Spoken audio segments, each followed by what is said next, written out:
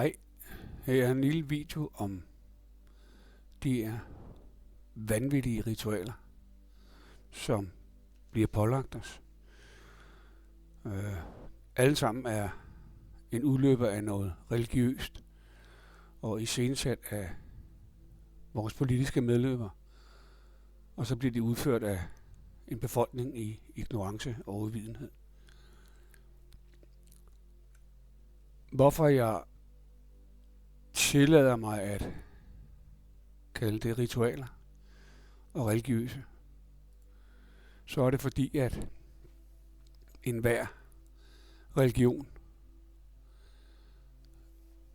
er baseret på astroteologi. Det vil sige, at enhver religion er et afskrift af himlens bevægelser. Og de her syge ritualer er et udtryk for hvordan nogen tolker de her bevægelser, der er på himlen. Tares among the wheat, det vil sige ukrudte iblandt kornet. Og der er jo et udskillelsesløb, der foregår med dem, der samtykker, og dem, der ikke samtykker. Maskeballet oplever vi jo hver evig eneste dag, næsten uanset hvor vi går hen. Maskeballet er udelukkende en definition af, at man underkaster sig også en højere magt. Vi ser det jo med de muslimske kvinder i burka og hijab, eller niqab, eller hvad pokker de hedder. Så det er simpelthen et udtryk for underkastelse. Så det globale okkulte ritual med maskering signalerer dit samtykke til den nye underdanige position under dine nye mester og tabet af din position som en stemme, en vokal repræsentant for eller med uden mundstykke af Guds ord på den her jord. Altså den skabelse, du er ud af den hellige geometri. Din livsenergi. En del af naturen. Afspritning foregår som et vandritual i samtlige religioner. I den muslimske verden, hvor man skal vaske sig, i den hinduistiske verden, i den buddhistiske verden, i den jødiske verden og i den kristne verden. Det hele det handler om endnu en gang at underkaste sig, at man vasker sine såkaldte synder væk, og en synd findes ikke. Det er en religiøs opfindelse. Så det globale okkulte ritual med håndvask repræsenterer afvaskning af den gamle orden. Det vil sige den orden, du egentlig engang tilhørte. Så en ny orden kan indledes og fastlægges. Så hver gang vi afspritter vores hænder, eller vi går ind i en religiøs sammenhæng, også med dåben for den sags skyld, er det samme. Så afvasker vi os vores livsenergi, vores skaberenergi, for at være det her suveræne, selvstændige menneske, men vi indordner os under noget nyt. Den sociale afstand, hvor man ønsker, at vi skal holde den her 1-2 meter fra hinanden, er et udtryk for at vi har det, vi kan kalde privatsfæren, og den kender vi alle sammen godt. Og når vi har privatsfæren, så er det ikke meningen, at vi skal komme inden for den. Vi skal holde os fra hinanden. Og det er en måde at ødelægge vores elektromagnetiske felt til de mennesker, vi holder af og vi elsker. At vi må ikke kramme dem, altså vores nærvær, vores empati, vores kærlighed til andre mennesker skal slås ihjel og underlægge sig. Og vi skal underlægge os noget andet. Så det globale okkulte ritual på 6 fod, social distancing, som det nu også hedder, symboliserer nedbrydning af din livsenergi på jorden. Så det fungerer ikke længere som en stabil sammenhængende enhed. At vi ikke har nærvær og kan mærke det sammen med andre. lockdown ind i forflokken, hvor vi skal være for os selv, og vi skal passe på, og vi må ikke gå ud, og alt det her. Er det globale okkulte ritual af lockdown symboliserer isolation for alt normalt, så du kan renses fra den gamle verden, overgive din tidligere status til den nye orden, ofre dig selv til den nye orden, og til sidst villigt underkaste dig den nye orden gennem lydighed mod det, og dette vil fortsætte indtil den nye dig udvikler sig som en fønix fra eller ud af dramaet og traumet, og i sidste ende går lige ind i satans ventende arme, ind i den nye verdensorden.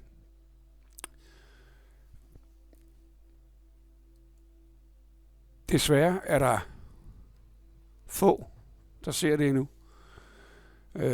Vores bevidsthed er lukket ned ind i total vanvittig programmering siden barnsben, mange af os, og vi ser i dag alle de unge, smukke mennesker, børn, blive mishandlet i institutioner og skal have maske på og skal afspritte og alverdens mulige vanvittige ting, som virkelig slår vores livs energi ihjel.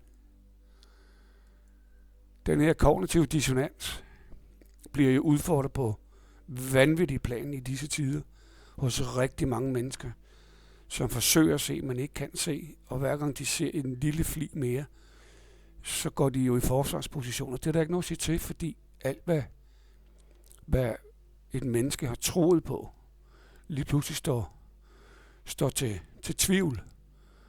Og tro og tvivl, jamen så kan man risikere at komme ud i nogle vanvittige situationer, når man bliver truet på det, og ens emotioner kommer i ubalance og vrede og had ved opblomster. Og det bringer mig frem til det, vi aldrig har lært. Og det, vi aldrig har lært, det er, at vi har en opfattelse af, at vores civilisation og jorden er statisk. Det vil sige, den bevæger sig ikke, udover at vi har opfattelsen af vores måneder skifter karakter hen over året.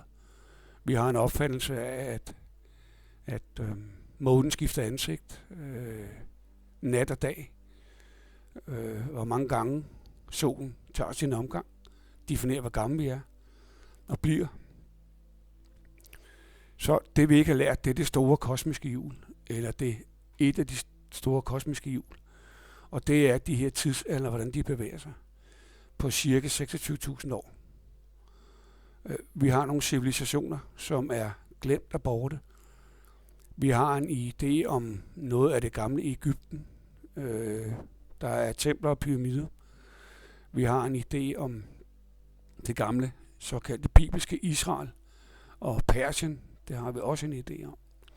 Og så har vi en idé om og den græske civilisation, som også var i vædderens tegn her. Og så har vi fisken, som er Romerriget og det nye romers katolske rige. Alle de andre herfra og ned har vi kun de gamle skrifter. Book of Enoch beskriver noget af det, men vi er ude i en form for lidt gætteri, når vi skal beskrive. Men vi har i hvert fald nogle kalender, der går cirka 10.000 år tilbage, som stadigvæk er i brug i Afrika ved Igbo-folket. Så vi har en nogenlunde idé om det. Det, der sker nu, det er, at vi er lige her nu.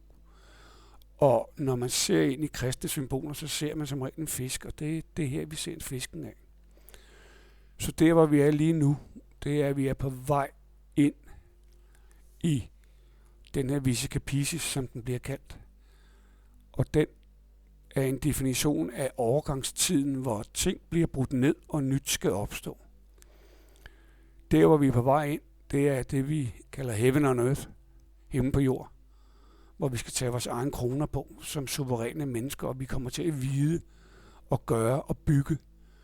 Men før vi kan det, så skal vi have taget det gamle ned, og det er den proces, der foregår. Der er kun menneskets bevidsthed, der kan afgøre, hvilken fremtid det bliver. Om det bliver den, der er nogen, der har planlagt til os, som de ser, de gerne vil have med vores politikere og religiøse ledere, tosser, vil jeg kalde dem. Eller om det er menneskets bevidsthed, der kan gøre det ved at søge ind i sig selv og finde sin egen suverænitet, og ikke agere voldsomt i følelser og emotioner. For reagerer vi i voldsomme følelser og emotioner, fører man kun energi til det, man ikke kan lide. Så lidt tilbage til samtykke, at man skal stå fast og sige, at jeg samtykker simpelthen ikke på det her. Og det fører mig frem til den sidste slide her, og det er den her rejse igennem den her visecapicis, hvor fårene sover, og så er der nogle såkaldte sorte får, livsenergien, det sorte, som rejser sig ud af såkaldt død, og bliver de mennesker, der går ind i den nye tid. Men det kræver, at man løsriver sig for alt det porno, frygtporno og alt muligt andet, der foregår. Matthew 7:14 skriver, because the straight is the gate, lige frem, and narrow is the way with leaded unto life, and few there be that find it. Så det er få, der opdager det her. Resten vil blive ved med de her rituelle, okkulte, religiøse ritualer, indtil det ene, det bryder sammen. Så vi står over for en massiv udfordring omkring den her såkaldte kognitive dissonans. Om man kan få menneskeheden til at forstå det her i en højere bevidsthed omkring, hvor det er, vi skal hen på det her kosmiske hjul, og vi bevæger os herind. Så det, vi oplever der, det skal tages ned. Men vi bestemmer jo selv som menneskehed, om vi vil samtykke os ind under alt det nye i frygt, eller om vi alle sammen vil løsrive os og komme ind i det nye, som er den her himmel på jord. Det var lige nogle få korte ord, og håber, at det giver lidt indblik i hvad det er for nogle ritualer, de prøver at føre ind i os. Det hele, det handler om underkastelse og underdanighed til det nye. Hej.